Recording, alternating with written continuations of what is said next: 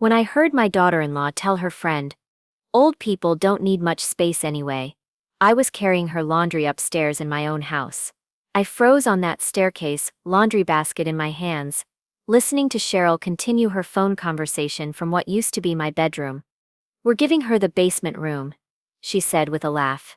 "She should be grateful we're even letting her stay." I stood there in shock, thinking to myself, the basement of my own house. What my daughter-in-law didn't know was whose name was actually on the deed to this property. You see, 8 months ago I buried my husband Robert after 45 years of marriage. Our house felt too big and lonely without him. So when my son David and his wife Cheryl were struggling financially in their cramped apartment, I made them what I thought was a generous offer.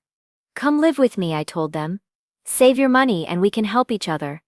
But as I stood on those stairs, holding laundry that wasn't even mine, listening to my daughter-in-law plan to move me to the basement, I realized something important.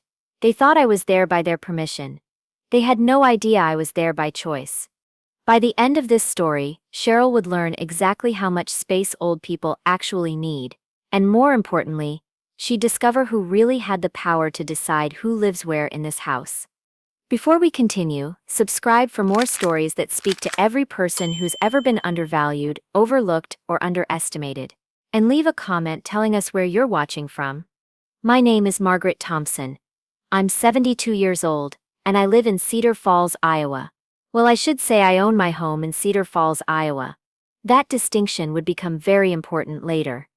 I taught elementary school for 37 years before retiring.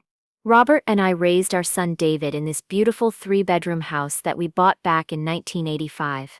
When Robert passed away from a heart attack last February, I was devastated. This house, worth $850,000 in today's market, felt enormous and empty without him. David called me every day during those first terrible weeks. He'd bring his wife Cheryl and their 2 young children over for dinner. And for a few hours, the house would feel alive again with family voices and laughter. That's when David mentioned they were struggling. "Mom, our apartment rent just went up to $2,800 a month," he told me one evening as we cleaned dishes together. With Cheryl trying to build her real estate business and my salary barely covering everything, we're falling behind. I looked around my spacious home and made what I thought was a loving decision. "Move in with me," I said. "You can save that rent money, and I won't feel so alone." Cheryl's eyes lit up immediately.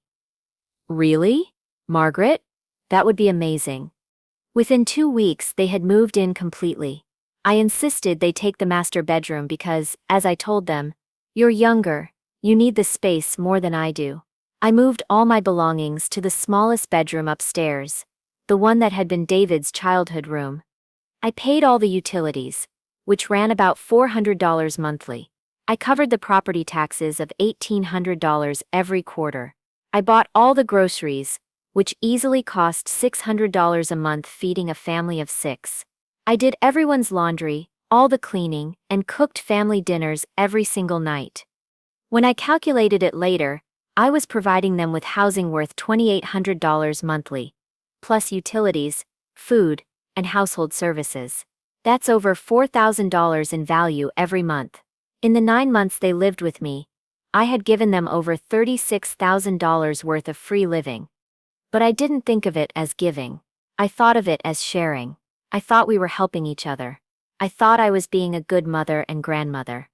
My neighbor Eleanor Martinez, who everyone calls Ellie, would often comment on how generous I was being. "Margaret, you're doing so much for them," she'd say when she'd see me carrying groceries up the front steps or hanging everyone's laundry on the line. "They're family, Ellie," I'd always reply. "Family takes care of each other." What I didn't realize was that while I saw myself as the generous matriarch sharing her home, they had begun to see themselves as the new homeowners graciously allowing the elderly mother to stay. At first, everything seemed wonderful. The house was filled with voices and laughter again. I loved cooking big family dinners and watching my grandchildren play in the backyard, that Robert and I had lovingly maintained for decades. But within just 2 weeks, things began to change. I came home from grocery shopping one afternoon to find Cheryl completely redecorating my living room. My family photos had been taken down and replaced with modern art pieces. My husband's favorite armchair, where I used to sit and read every evening, had been moved to the garage. "We need this space to look professional for my real estate clients," Cheryl explained, not even looking up from arranging new throw pillows on my sofa. "I can't have them seeing old-fashioned furniture when they come for consultations." Old-fashioned furniture. In my own living room. I bit my tongue and said nothing. After all, I told myself, if it helped Cheryl's business, wasn't that good for the whole family? 3 months later, Cheryl made an announcement that shocked me to my core. "Margaret, I need your bedroom for my home office," she said over breakfast, as casually as if she were asking me to pass the salt. "I'm making good money now, and I need professional space for video calls with clients." I nearly choked on my coffee. "My bedroom? You can take the guest room," she continued, buttering her toast. "It's actually perfect for you. Smaller spaces are better for elderly people anyway." David said absolutely nothing. He just kept reading his newspaper as if his wife hadn't just asked his mother to give up her bedroom in her own house. "But that's where Robert and I slept. For over 30 years, I said quietly. "All our memories are in that room." Cheryl sighed like I was being unreasonable. "Margaret, you need to think about what's best for the family. My career is taking off. We need to be practical here." Practical. As if my comfort and memories in my own home weren't practical considerations. That afternoon, I found myself packing up my personal belongings and moving them down the hall to the guest room. It was less than half the size of my bedroom, with no space for my dresser or my reading chair. I had to put most of my clothes in boxes because the tiny closet couldn't hold everything. But the space reduction didn't stop there. "We really need to minimize the clutter," Cheryl told me a few weeks later, looking around my new smaller room with obvious disapproval. "When clients come over, they can see this room from the hallway." My sewing supplies, which I'd kept organized in my bedroom for decades, were relocated to the basement. My books were boxed up and stored in the garage. Cheryl said they made the house look too lived in. Too lived in. In the house I'd been living in for nearly 40 years. The comments about my age and space needs became more frequent. "Elderly people sleep less anyway," Cheryl mentioned when I expressed concern about the smaller room. "You don't really need all that space. At your age, you probably don't need such a big closet," she said another time. "The basement would actually be cooler for you in the summer," she suggested. "Better for older people." Each comment felt like a small slap, reducing me to nothing more than my age, as if being 72 meant I deserved less comfort, less space, less consideration in my own home. David continued to say nothing during these conversations. When I tried to talk to him privately about how uncomfortable I was becoming, he would just say, "Mom, Cheryl's business is really important right now. Can't you just be flexible?" Flexible. I was being asked to be flexible about losing my bedroom, my space, my comfort, and my dignity in the house I owned. I started eating breakfast before the family woke up to avoid morning conversations about my space requirements. I spent more time in my backyard garden, the one place that still felt like mine. When I was inside, I tried to stay out of Cheryl's way, tiptoeing through my own house like an unwelcome guest. My neighbor Ellie noticed the changes immediately. "Margaret, where's your reading chair?" she asked one day when she came over for coffee. "Oh, Cheryl needed more space in the living room for her business," I explained, trying to sound positive about it. Ellie frowned. "But where do you sit to read your books?" I realized I hadn't been reading at all since the chair went to the garage. "I guess I've been too busy to read lately." My neighbor Ellie noticed the changes immediately. "Margaret, where's your reading chair?" she asked one day when she came over for coffee. "Oh, Cheryl needed more space in the living room for her business," I explained, trying to sound positive about it. Ellie frowned. "But where do you sit to read your books?" I realized I hadn't been reading at all since the chair went to the garage. "I guess I've been too busy to read lately." The truth was, I had nowhere comfortable to sit anymore. The living room was Cheryl's client meeting space. My former bedroom was her office. The guest room barely fit a bed. I found myself spending most of my time either in the kitchen cooking for everyone or outside in the garden. The financial burden was becoming heavier too, though I tried not to think about it. Feeding 6 people instead of just myself meant my grocery bills had tripled. The utilities were higher with everyone home using electricity, water, and heat. I was spending nearly $600 monthly just on groceries, and that didn't include the household supplies, toiletries, and cleaning products for a family of 6. When David's car needed $800 in repairs, he came to me. "Mom, could you help us out? We're still getting on our feet financially." Of course I said yes. I always said yes. When Cheryl needed professional clothes for her real estate meetings, she mentioned how expensive they were. "The good blazers are $300 each, but I need to look successful to attract clients." I offered to help with that too. After all, her success would benefit the whole family, wouldn't it? But with each request, each expense, each small accommodation I made, I noticed the gratitude grew thinner. What started as "Mom, you're so generous, we really appreciate this," became, "Well, you don't really need that much money at your age anyway." The most painful part was how they spoke to me in front of the grandchildren. "Grandma doesn't need the big bedroom." I heard Cheryl tell my 7-year-old granddaughter, "Old people are happier in smaller spaces." My granddaughter looked confused. "But why, Mommy?" "Because when you get old, you don't need as much room. You'll understand when you're older." I watched my granddaughter nod solemnly, learning from her mother that elderly people were somehow less deserving of comfort and space. It broke my heart to think she was learning that aging meant accepting less, being grateful for smaller, being content with leftovers of life. Another day, I overheard Cheryl on the phone with her friend.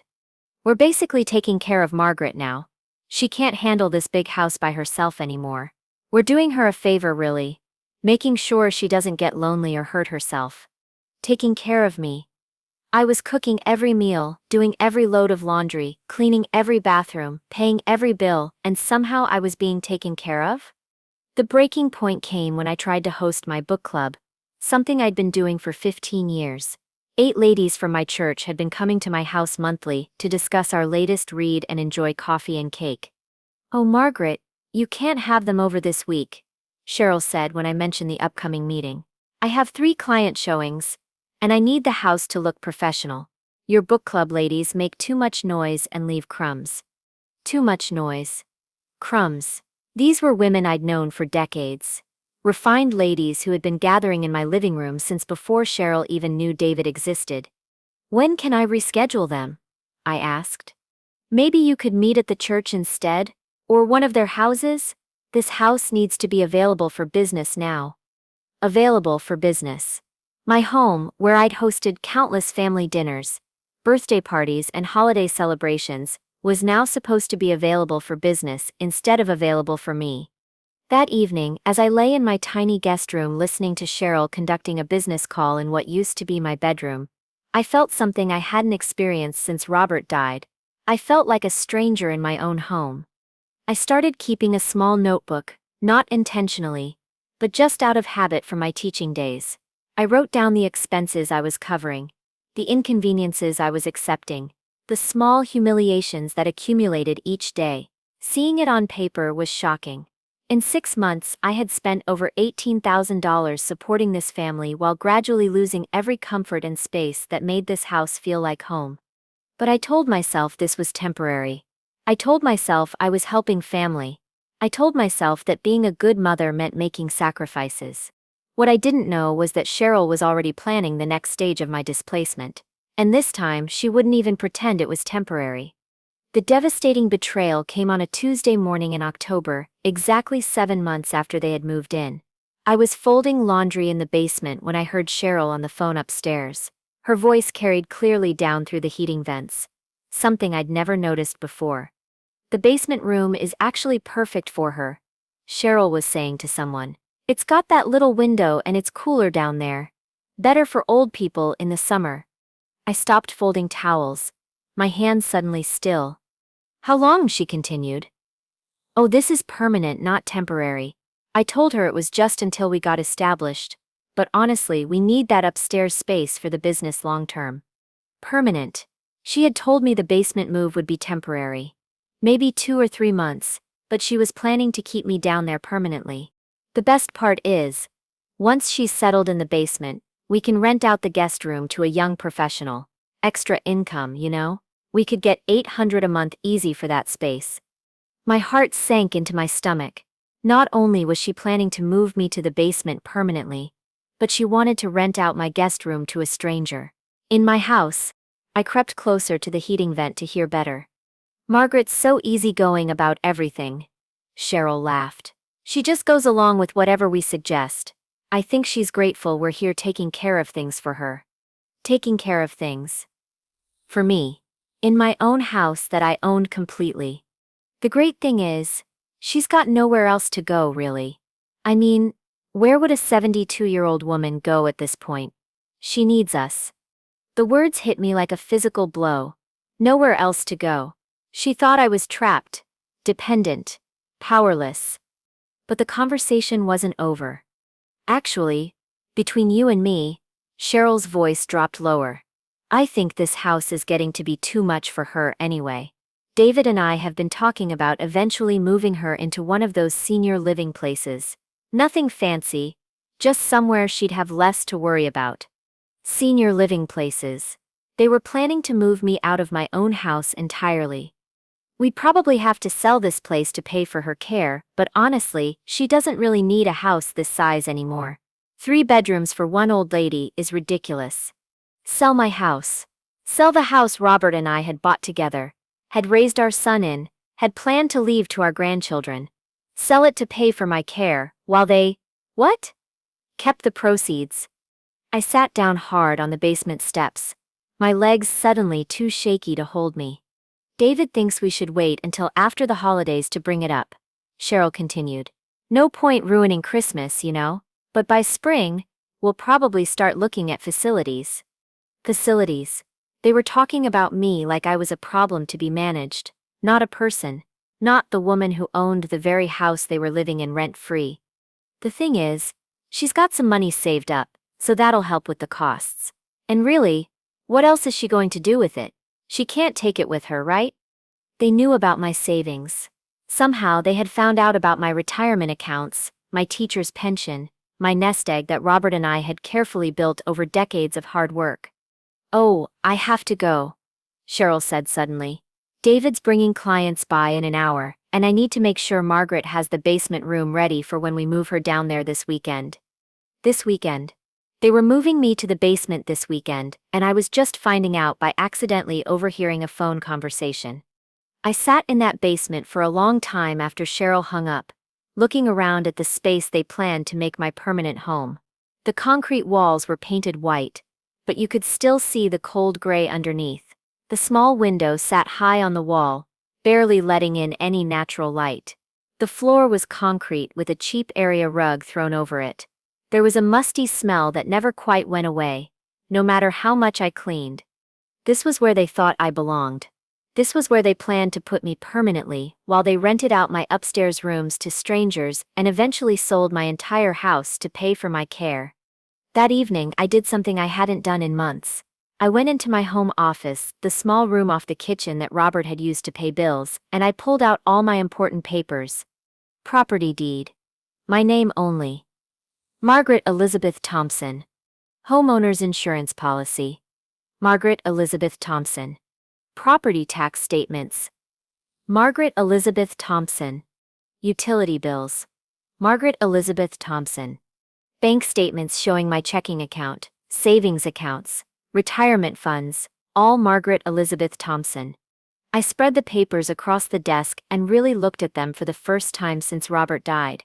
Every single document. Every piece of legal proof of ownership. Every financial account was in my name only.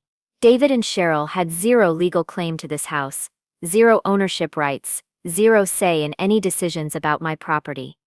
They had been living in my house for 7 months, making decisions about my space, planning my future, spending my money, and discussing selling my home to pay for my care, and they had no legal right to make any of those decisions. But what hurt most wasn't the legal reality. It was the emotional betrayal. I had opened my home to them out of love, wanting to help them save money and wanting family around me in my grief. I had given up my bedroom, my living room, my comfort, my privacy, my social life, and my dignity to make them comfortable in my house. And in return, they saw me as a burden to be managed, an obstacle to be moved, an elderly woman with nowhere else to go, who should be grateful for whatever space they decided to give me in my own home. That night, I called my neighbor Ellie. Ellie, I need to ask you something, and I need you to be completely honest with me. Of course, Margaret. What is it? Do you think what's happening to me in my own house is normal? Do you think this is just how families help each other? There was a long pause. Then Ellie said gently, "Oh, honey. No. What they're doing to you isn't helping. It's not normal, and it's not right." For the first time in months, someone had validated what I was feeling. I wasn't being too sensitive. I wasn't being ungrateful. I wasn't failing to appreciate their help. I was being taken advantage of in my own home by people who were supposed to love me. "Ellie," I said quietly, "I think I need to talk to a lawyer." The next morning, I called James Walsh, the attorney who had handled Robert's estate. I'd known James for over 20 years through our church, and he had always been kind and patient with me during the difficult months after Robert's death. "Margaret, how wonderful to hear from you," he said warmly when his secretary put me through. "How are you doing?" "James, I need to ask you about something legal, and I'm not sure where to start." I could hear the concern in his voice immediately. "Of course. Would you like to come in and talk about it?" That afternoon, I sat in James's comfortable office with all my property documents spread across his mahogany desk. I had brought everything: the house deed, property tax records, utility bills, bank statements, and my little notebook where I'd been tracking expenses. "James, my son and his family have been living with me for 7 months," I began, and then I told him everything. The progressive loss of space, the demands for money, the age-based comments, and finally, the overheard phone conversation about moving me to the basement permanently and eventually selling my house.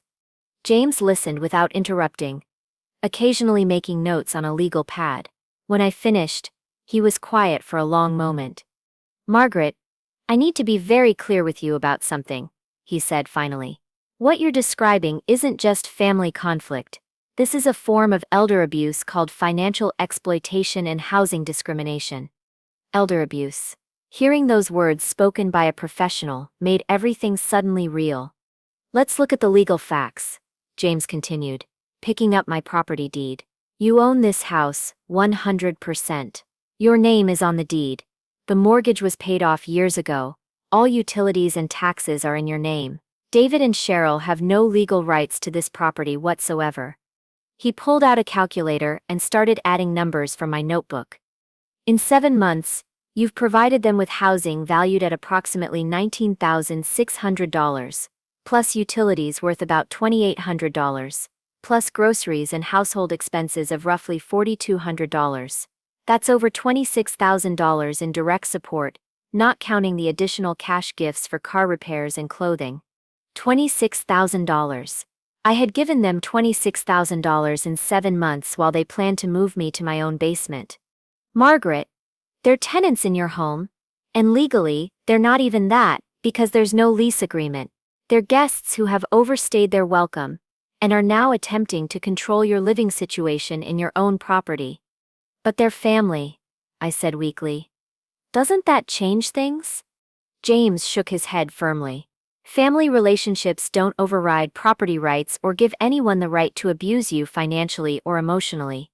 In fact, elder abuse by family members is prosecuted more seriously because of the violation of trust involved." He explained my legal options carefully. "You have every right to evict them with proper notice. In Iowa, you need to give 30 days written notice to any resident who has been living in your home for more than 30 days, even without a lease." Evict my own son? The words felt strange in my mouth. "Margaret, your son is an adult man in his 40s, who has been living rent-free in a house worth $850,000, while planning to move you to the basement, and eventually force you into a care facility. This isn't about punishing him. This is about protecting yourself and your rights. James pulled out a thick folder and showed me examples of elder abuse cases he'd handled. I've seen this pattern many times, he said gently. Adult children move in to help an elderly parent, gradually take control of the home, isolate the parent from friends and activities, and eventually gain control of their assets. The parent feels guilty for asserting their rights because it's family. What usually happens? I asked. If the elder doesn't set boundaries, it escalates. They lose their independence, their home, their savings, and often their health from the stress. The adult children convince themselves they're helping while they're actually stealing their parents' life. I thought about my book club that I could no longer host, my reading chair in the garage, my sewing supplies in the basement, my social isolation, my tiny bedroom in my own house. James, if I asked them to leave, where would they go? Margaret, that's not your responsibility. David is 42 years old with a job. Cheryl has an income from real estate. They're capable adults who chose to live beyond their means. Finding housing is their responsibility, not yours. He opened his laptop and showed me rental listings in Cedar Falls. Here's a 3-bedroom house for $2,700 a month. Here's a townhome for $2,500. The rental market has options for people with income. They just don't want to pay for housing when they can live in your house for free. $2,700. They could afford housing. They just preferred to take mine. James prepared a formal 30-day notice while I sat there, my hands shaking slightly as the reality set in. This notice states that they have 30 days to vacate the premises, he explained. It's completely legal, and there's nothing they can do to fight it. You own the house, period. What if they refuse to leave? Then we file for formal eviction through the courts, which would make it much harder for them to rent elsewhere in the future. Most people comply with the 30-day notice, rather than risk an eviction on their record. I looked at the official notice with my address typed clearly at the top. My address. My house. James. I have another question. What if they've been looking through my financial records? Cheryl mentioned my savings on the phone. James's expression grew serious. If they've been accessing your financial information without permission, that's another form of elder abuse. We should check your credit reports and consider whether you need to change banks or account numbers. We spent another hour reviewing my financial situation. James helped me understand that with my pension, Social Security, and retirement savings, I was actually quite financially secure. I could afford to live comfortably in my own home without anyone's help. Margaret, you don't need them, he said clearly. You can afford household help if you want it. Lawn care, snow removal, whatever services would make your life easier. You have choices. Choices. I hadn't felt like I had choices in months. There's one more thing I want you to consider, James said as he prepared to have the notice officially served. Your will. Do David and Cheryl currently inherit this house? I nodded. David is my only child. The house goes to him when I die. You might want to think about whether someone who has treated you this way should inherit property they tried to steal from you while you were alive. That thought had never occurred to me. I had always assumed my house would go to David, because that's what parents do, but James was right. Why should someone inherit what they had tried to take by force? I could change my will to leave the house to charity, or to your grandchildren directly, or set up a trust that ensures you can never be displaced from your own home again. Could I really do that? Margaret, it's your house. You can leave it to anyone you choose, with any conditions you choose. You have complete control. Complete control. In my own house, of my own property, of my own future. Before I left James's office, we had a plan. The 30-day notice would be served tomorrow by a professional process server. I would change my bank account passwords that evening, and I would start thinking seriously about updating my will to reflect how I wanted to be remembered and respected. Margaret, James said as I gathered my papers, I want you to understand something important. Setting boundaries isn't cruel, protecting yourself isn't selfish, and expecting to be treated with dignity in your own home isn't too much to ask. For the first time in 7 months, I felt like I had an advocate, someone who understood that I deserved better, someone who confirmed that I had the right to live comfortably in my own home. That evening, I sat in my tiny guest room and looked around at the space I'd been forced to accept as adequate for a 72-year-old woman. The room was barely large enough for a single bed and dresser. My clothes were stacked in boxes because there wasn't enough closet space. I had no place to sit comfortably, except on the edge of the bed. This wasn't adequate. This wasn't what I deserved. And most importantly, this wasn't what I had to accept. Tomorrow, everything would change. But tonight, for the first time since this nightmare began, I felt hopeful. I was taking my house back. I was taking my life back, and I was going to show David and Cheryl exactly how much space this old lady actually needed. The process server arrived at exactly 10 o'clock Thursday morning. I had deliberately gone out early to have coffee with Ellie so I wouldn't have to witness the initial shock. When I returned an hour later, I could hear raised voices through the front door of my own house. I took a deep breath and walked inside. Cheryl was pacing frantically in my living room, waving the legal notice in the air. David sat at my kitchen table looking pale and stunned. Both of them turned to stare at me as I came through the door. "Mom, what is this?" David asked, his voice shaking slightly. I set my purse down calmly and looked at the notice in Cheryl's hand. "That's a 30-day notice to vacate the premises. You have until November 15th to find other housing arrangements." "But Mom, this is our home," David protested. "No, David," I said quietly but firmly. "This is my home. You've been guests here, and now your visit is ending." Cheryl stepped forward, her face flushed with anger. "Margaret, you can't be serious. We've been taking care of you. We've been helping you manage this house." "Taking care of me?" I pulled out my little notebook and opened it to the pages where I'd documented everything. "Let's talk about who's been taking care of whom." I read from my careful records. "In 7 months, I've provided you with free housing worth $19,600. I've paid utilities worth $2,800. I've bought groceries and household supplies worth $4,200. I've given you cash gifts, totaling $3,000. That's over $29,000. I've spent supporting your family." David's mouth fell open. "But Mom, we thought you wanted to help." "I did want to help, David, but helping doesn't mean giving up my bedroom, my living room, my social life, and my dignity in my own house. And it certainly doesn't mean listening to you plan to move me to the basement permanently and eventually sell my house to pay for my care." Cheryl's face went white. "You heard that?" "I heard everything, Cheryl. The basement room being permanent, not temporary. Renting out my guest room to strangers. Planning to put me in a facility and sell my house. Using my savings to pay for my own displacement from my own home." The room fell silent, except for the ticking of my kitchen clock. "Margaret, you don't understand," Cheryl said, her voice taking on a pleading tone. "We were planning for your future. What if something happens to you? What if you fall down these stairs? What if you can't manage alone? What if I want to live in my own house with dignity and respect?" I replied, "What if I want to sit in my own living room, sleep in my own bedroom, and invite my friends over without asking permission?" James had told me they would try to make me feel guilty, and he was right. "But where will we go?" David asked desperately. "We can't afford market rent right now." "David, you're 42 years old with a steady job.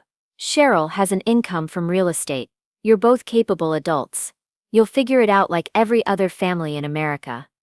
I walked to my kitchen drawer and pulled out printouts of rental listings that James had helped me find. "Here's a 3-bedroom house for $2,700 a month. Here's a nice townhome for $2,500. There are options available." $2,700. Cheryl gasped. "We can't afford that." "Then you'll need to adjust your lifestyle to match your income," I said, like most people do. The reality was hitting them that free housing in a beautiful house was ending, and they would have to pay for shelter like everyone else. "Mom, please," David said, and I could hear the desperation creeping into his voice. "Can't we work something out? Maybe we could pay you some rent?" "It's too late for that conversation, David. You had 7 months to treat me with respect and consideration. Instead, you planned to move me to the basement and steal my house. We weren't stealing, Cheryl protested. We were planning for your care. Without asking me. Without including me. While lying to me about it being temporary. I looked directly at my son. David, you haven't spoken up for me once in 7 months. Not when she took over my living room. Not when she demanded my bedroom. Not when she insulted my friends. And not when she planned to move me to the basement. You've chosen her comfort over your mother's dignity repeatedly. David looked stricken. But I continued. This notice gives you 30 days. I suggest you use that time to find housing and pack your belongings. What if we refuse to leave? Cheryl asked defiantly. I had been prepared for this question. Then my attorney will file for formal eviction through the courts. An eviction on your record will make it much harder to rent anywhere else in the future. Most landlords won't accept tenants with recent evictions. The fight seemed to go out of both of them, as the legal reality sank in. Over the next 3 weeks, I watched them scramble to find housing they could afford. The first week was denial. Cheryl called me manipulative and ungrateful. David begged me to reconsider and suggested family counseling. The second week was bargaining. They offered to pay me $800 monthly rent if I'd let them stay. They promised to respect my space more. Cheryl even offered to move her office out of my bedroom. But I held firm. The decision is final. The third week was panic. I could hear them on the phone at all hours calling rental agencies, trying to negotiate deposits they couldn't afford, arguing about downsizing their possessions. Do you know how much a security deposit costs? I heard Cheryl crying to her mother on the phone. First month, last month, and security deposit, that's over $8,000 we don't have. $8,000 they didn't have because they'd been living rent-free instead of saving money. The very thing I'd offered to help them do, they'd frittered away on unnecessary expenses because they assumed my house would always be available. I began reclaiming my space immediately. The day after the notice was served, I went to the garage and brought my reading chair back inside. I rearranged my living room to suit my preferences, putting my family photos back on the walls. I called my book club ladies and invited them for our November meeting. Ladies, we're back to meeting at my house, I told them. I've missed having you here. I moved back into my master bedroom, the room I'd shared with Robert for over 30 years. I put his photograph back on the nightstand where it belonged. I hung my clothes in the large closet and set up my sewing area in the corner where it had always been. For the first time in 7 months, I felt at home in my own house. My neighbor Ellie was my strongest supporter during this time. Margaret, I'm so proud of you, she said one evening, as we sat in my reclaimed living room drinking tea. It took courage to stand up for yourself like this. I should have done it months ago, I replied. You did it when you were ready. That's what matters. The financial impact on David and Cheryl became obvious quickly. They ended up renting a small 2-bedroom apartment across town for $2,400 monthly. With the security deposit and moving costs, they had to borrow money from Cheryl's parents. The apartment doesn't have space for a home office. I overheard Cheryl complaining to a friend on the phone. I had to rent a small office space downtown for another $600 a month. My business costs have tripled. Good, I thought. Maybe now she'd understand the value of the professional space she'd taken from me. David had to get a second job delivering pizza on weekends to help cover their increased living expenses. Cheryl's real estate business suffered because she could no longer show clients the beautiful home office she'd created in my bedroom. 3 weeks later, on moving day, I stood in my driveway and watched them load their belongings into a rental truck. David looked exhausted and defeated. Cheryl avoided making eye contact with me entirely. As they were finishing, David approached me one last time. Mom, I know you're angry with us, and maybe you have a right to be, but we're still family. Can't we find a way to work through this? I looked at my son, this man I'd raised and loved and provided for, and I felt a mix of sadness and relief. David, you'll always be my son, and I'll always love you. But love doesn't mean accepting disrespect and abuse. When you're ready to treat me as an equal adult who deserves dignity and consideration, we can rebuild our relationship. What does that mean? It means you call before you visit. It means you ask permission instead of making demands. It means you remember that I'm your mother, not your tenant or your burden or your responsibility to manage. After they left, I walked through my house alone.